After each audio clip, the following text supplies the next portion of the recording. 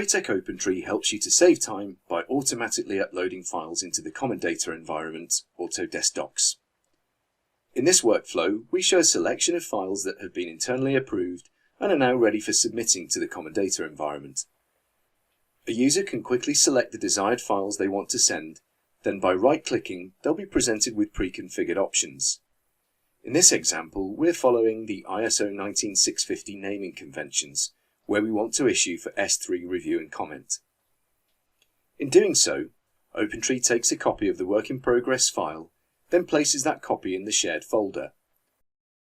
The software is also updating the information in title blocks such as the status, the purpose, and dropping the minor version.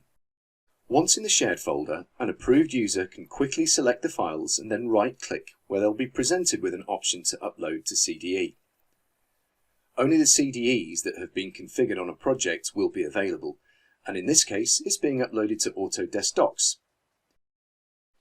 Upon triggering this workflow, Opentree uploads the files into the correct folder and in the relevant formats, whilst also automatically updating the metadata. A quick review of the PDF in the Autodesk Docs environment shows that all information on the drawing or document is correct first time.